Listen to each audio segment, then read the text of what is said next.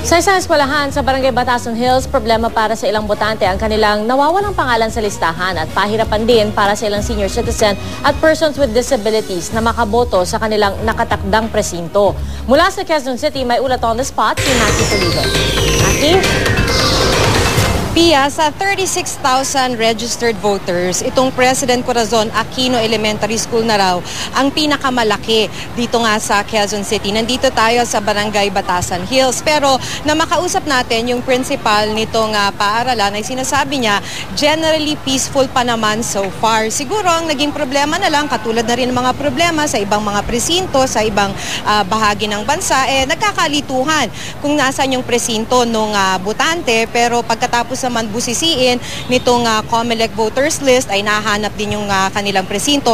Ito naman ay para lang naman dun sa mga botante na ngayong araw lamang o ngayong umaga lamang tumingin dun sa voters list kasi noong Sabado pa naman ay nakapaskil na itong voters list para in advance ay makita na nila kung saan sila boboto. So maliban nga dun, katulad nga nung nabanggit mo Pia, siguro ang naging problema na rin dito sa paaralan ay yung ating mga senior citizens at may mga kapansanan dahil nga karamihan dun sa mga senior citizens na ating nakausap ay kailangan pang umakyat sa upper floors para makaboto. Yung isa nga nakausap namin, itong si Ginang Maria Quintela ay 64 years old.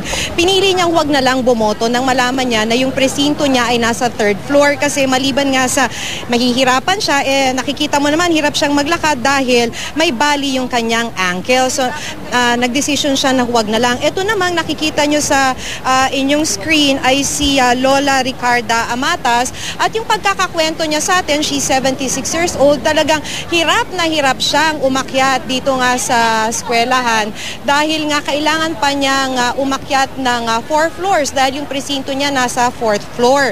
Pero tiniis niya dahil sabi nga niya gusto niyang manalo yung kandidatong sinusuportahan niya. Tinanong natin ito sa principal ng President Corazon Aquino Elementary School na si Dr. Elvira Dumlao at ang sabi niya gustuhin man nila and they prepared in advance for this barangay elections. Gustuhin man nila ay kulang sila sa manpower para tulungan o buhatin paakyat itong mga senior citizens. Although yung may mga kapansanan naman identified in advance at may listahan ng COMELEC nito at merong presinto o ibinaba nila yung presinto.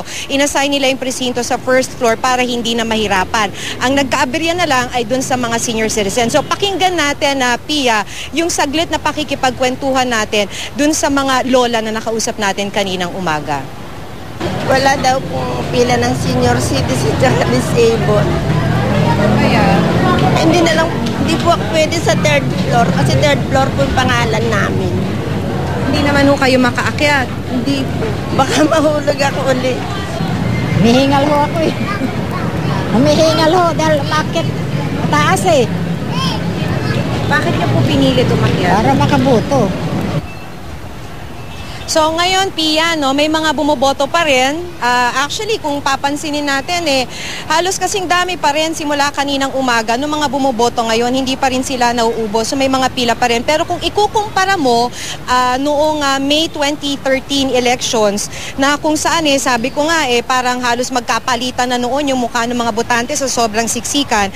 Ngayon may marami pa ring botante pero hindi kasing kung ikukumpara noong May 2013 elections. Tapos kanina kapansin-pansin ang aga-aga pa lang talagang marami ng litter yung mga basura, mga itinatapon ng mga botante na mga sample ballots, mga tarheta dito sa mga corridors ng paaralan kahit na dito sa may labas. Pero ang napansin natin may mga nagwalis na kaya't medyo luminis na muli. Pia? So, makita ka lang, paano yung abiso dun sa mga senior citizen na hindi pa nakakaboto? Anong dapat nilang gawin? Yung mga balak na pumunta mamaya pa lang? Wala na, Pia Yun nga yung tinatanong natin kanina dun sa principal. If there is any special, parang sabihin na natin, special attention that we're gonna give to the senior citizens dahil nga nahihirapan silang umakyat. Pero ang sabi nga, pagkakapaliwanag sa atin, talagang wala silang magawa except na pag nakarating sila dun sa presinto, yung assigned presinto nila, whatever floor that is, may express lane. Hindi na sila pipila pagdating. Pero hindi nga yun yung problema. Yung pag-akyat. Kaso ang sabi nga, hindi naman nila magawa na ibaba lahat ng mga presinto at wala naman silang manpower para tulungan na buhatin yung mga senior citizens sa upper floors. Pia. Alright, maraming salamat sa iyo, Maki Pulido.